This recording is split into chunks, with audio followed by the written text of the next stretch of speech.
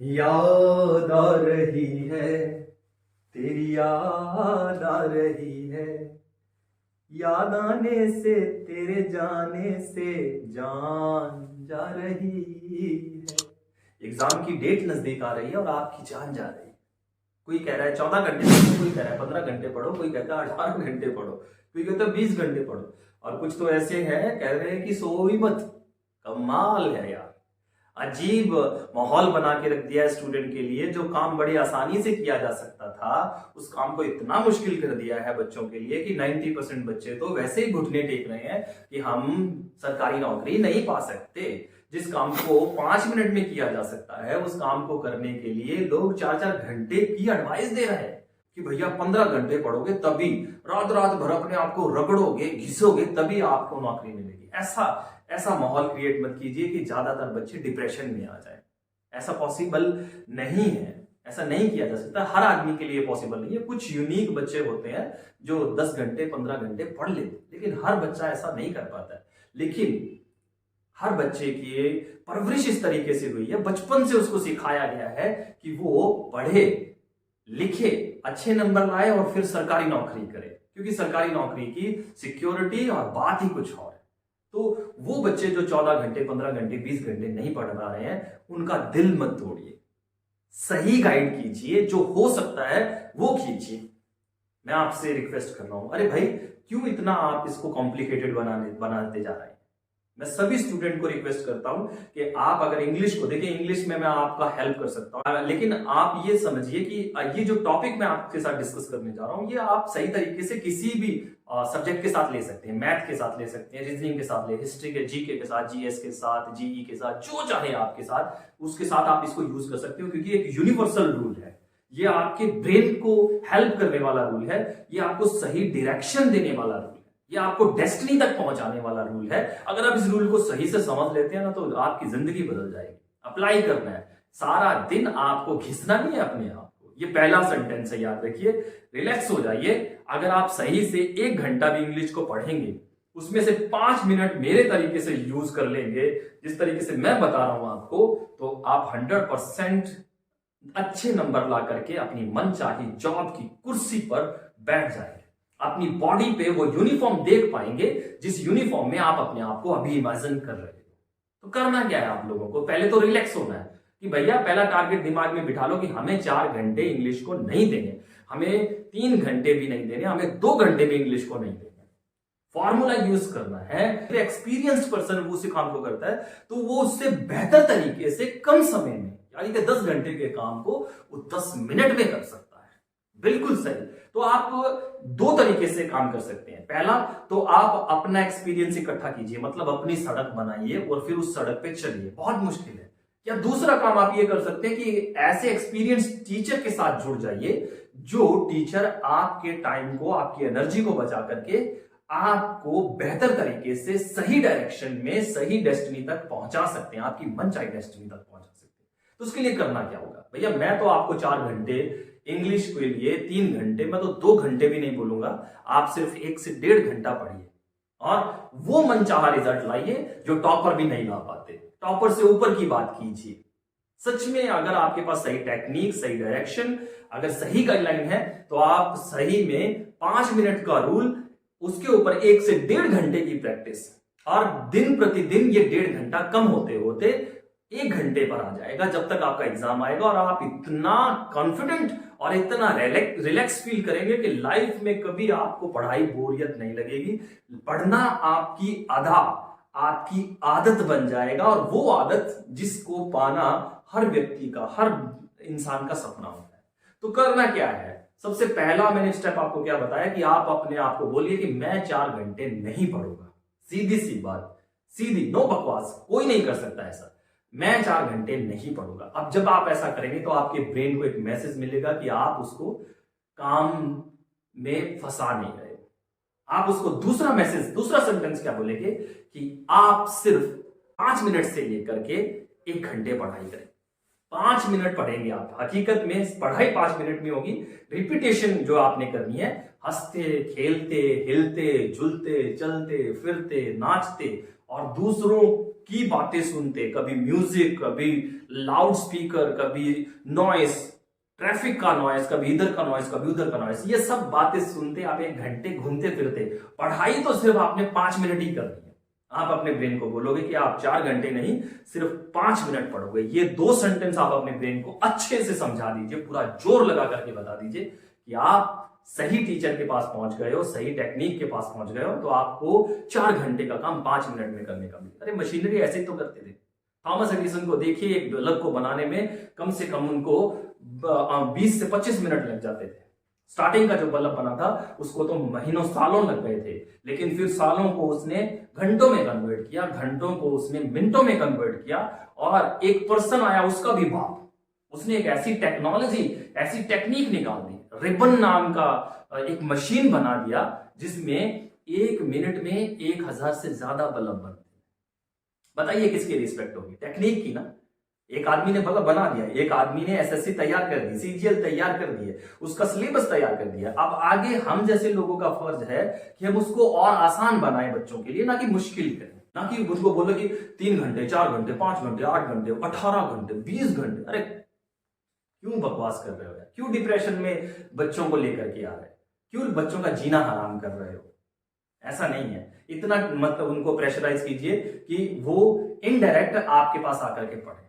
आप रिलैक्स कीजिए, जितना आज बच्चों को ज्यादा रिलैक्स करेंगे उतना ज्यादा बच्चे आपके पास आना पसंद करेंगे, आपके पास पढ़ना पसंद करेंगे। तो सबसे पहले 2 सेंटेंस। पहला सेंटेंस, आप 4 घंटे नहीं पढ़ेंगे, आप अपने ब्रेन को बता रहे हैं आप 5 मिनट पढ़ेंगे और 1 घंटे प्रैक्टिस करेंगे। बस 5 मिनट पढ़ेंगे और 1 घंटे प्रैक्टिस करेंगे।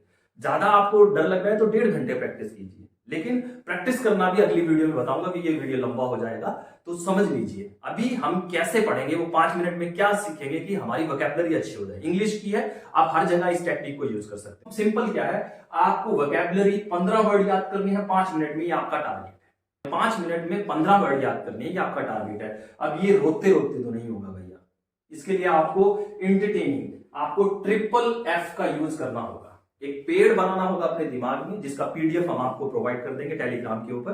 तो FFF क्या है? जिस वर्ड को याद कर रहे हो उसको फील करना है, फेल्ट करना है, फाउंड करना है। ये 3 F आपने अगर किसी भी वर्ड की टेक्निक में लगा दिए तो आपका काम हो गया, समझ लो। उसके बाद आप क्या करेंगे, उसमें आप फील जो कर रहे हैं उसमें फन होना चाहिए, उसमें एंटरटेनमेंट होना चाहिए, उसमें एंजॉयमेंट होना चाहिए, क्योंकि आपका ब्रेन एंटरटेन करते हुए ज्यादा अच्छे से परफॉर्म करता है, ज्यादा एक्यूरेसी से काम करता है। तो एंटरटेनिंग होना चाहिए आपका स्टडी मेथड, आपका जो परफॉर्मेंस है वो बेटर रहे, इसके लिए आप उसमें फन ऐड करें, उसमें एंजॉय हो, बोरियत ना हो। क्योंकि आपका ब्रेन जैसे ही बोरियत करेगा, आप बोर तरीके से पढ़ोगे, ज्यादातर बैठ करके थके हुए हो फिर भी बैठ करके पढ़ रहे हो, तो आपका ब्रेन आपको सोने का मैसेज दे देगा और आप सच में सो जाओगे, रिजल्ट नहीं आएगा।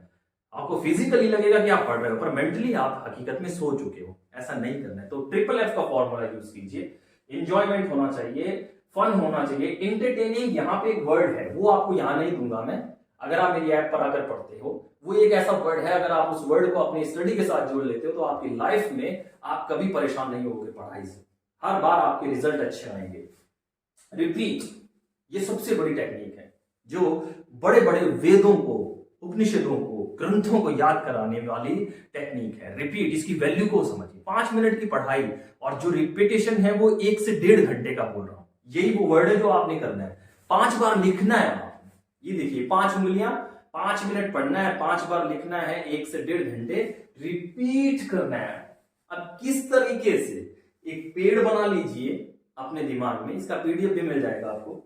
पेड़ बना लीजिए, उसका, उस वर्ड का आपको प्रीफिक्स पता होना चाहिए, उस वर्ड का आपको सफिक्स पता होना चाहिए, होमोफोन्स होमोनिम्स पता होना चाहिए, उस वर्ड का आपको सिनोनिम पता होना चाहिए, उस वर्ड का आपको एंटोनिम पता होना चाहिए, और उस वर्ड का आपको पार्ट ऑफ स्पीच पता होना चाहिए, तब जाकर बात बनेगी। और सबसे ज्यादा जरूरी है, उस वर्ड का आपको बेसिक मीनिंग पता होना चाहिए with sentence, because our brain only can remember the sentence or the situation.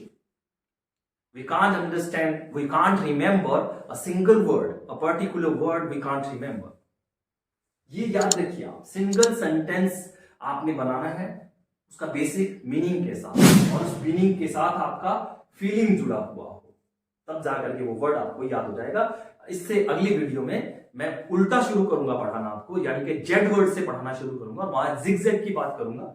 And screen पे आपको वो वीडियो मिल जाएगा, देख लीजिएगा किस तरीके से हम पढ़ाएंगे। और आपको पढ़ना उस तरीके से अच्छा लगे तो साल के 365 रुपए दे करके एक ही घंटे में आपने 5 मिनट पढ़ना है, उसी में आपने करेक्शन सीख लेनी है 1 घंटे में, 1 से 1.5 घंटा जो आप भी माने।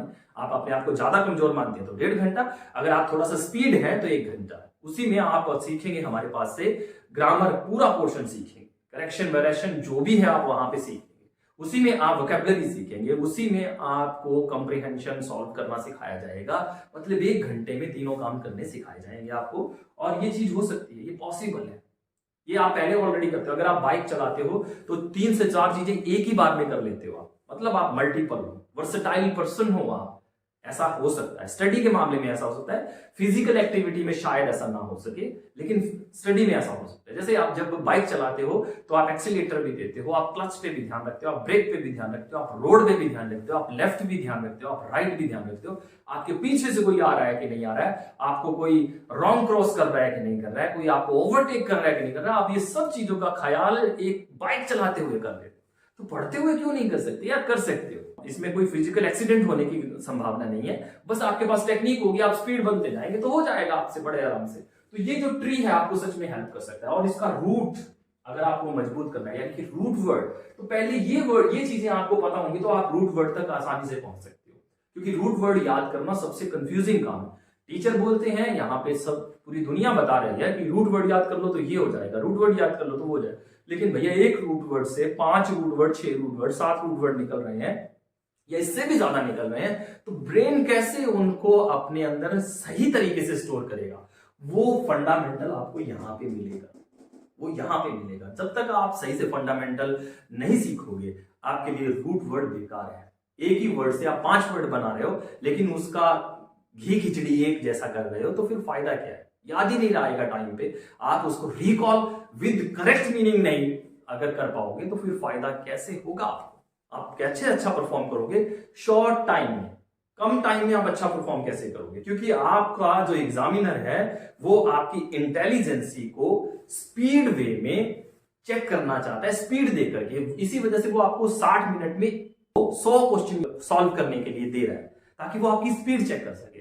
तो आप ये दूसरा फोकस्ड स्पीड होनी चाहिए आपके पास। जब तक आपके पास फोकस स्पीड नहीं होगी और उस टेक्निक को नहीं सीखोगे कि स्पीड काम कैसे करना है, एक्यूरेट फोकस जो करके काम कैसे करना है, तो भैया बात नहीं बनी। उसके साथ 2 से 3 सेंटेंस स्टोरी आपके पास नहीं है तो आप नहीं कर पाओगे। क्योंकि आप जितना मर्जी जोर लगा लें, अगर आपके पास एक फीलिंग, सेंटेंस, इमोशन नहीं है विद वर्ड, वोकैबुलरी के साथ, तो काम बनने वाला नहीं है। बहुत परेशान हो जाओगे, अपने आप को परेशान करके बैठ जाओगे। और सबसे बड़ी बात उन टीचरों से दूर रहिए जो आपको कहते हैं कि इंग्लिश इतनी इंपॉर्टेंट नहीं है, इंग्लिश को याद करना मुश्किल है। ऐसे टीचरों से प्लीज बच के रहिए, दूर रहिए, फायदे में रहेंगे। क्योंकि 135 नंबर का एक पोर्शन एग्जाम में होना कुछ ना कुछ तो आपको मैसेज देता होगा, कुछ ना कुछ तो टीचरों को, जो एग्जामिनर हैं, जो एसएससी की एजेंसीज हैं या एग्जाम की एजेंसीज जो पेपर को डिजाइन करती हैं, वो कुछ ना कुछ तो सोच रही होंगी ना। तो भैया इसको सीरियसली लीजिए और टेक्निक से 5 मिनट फॉर्मूला और 1 से 1.5 घंटे की प्रैक्टिस। यानी कि अगर आप हकीकत में मेरे पास आते तो आप हर रोज अपने 2.5 घंटे सेव करोगे अपने 2.5 घंटे। 5 मिनट पढ़ाई करके फॉर्मूला 5 मिनट का होगा और उसके बाद 1-1.5 घंटे प्रैक्टिस, उसी में ग्रामर, उसी में कॉम्प्रिहेंशन, उसी में वोकैबुलरी। अगर मेरा प्रयास, अगर मेरा तरीका आपको समझ में आ गया, अच्छा लग रहा है, तो अभी दिए गए नंबर पर व्हाट्सएप करके पूछिए कि किस तरीके से आप ऐप डाउनलोड कर सकते हैं। और सबसे बड़ी बात, आप सबसे बड़ी चीज कीजिए, कोर्स बाय कीजिए। 365 रुपए प्रतिदिन, 1 रुपया घर बैठ के पढ़ाई कीजिए अच्छे से। आज अगर शूज भी लेने जाने हैं मार्केट में तो भी आप 800 से 900, 1000 रुपया, यानी कि 365 रुपए में पूरे साल आपको सर्विस मिल रही है।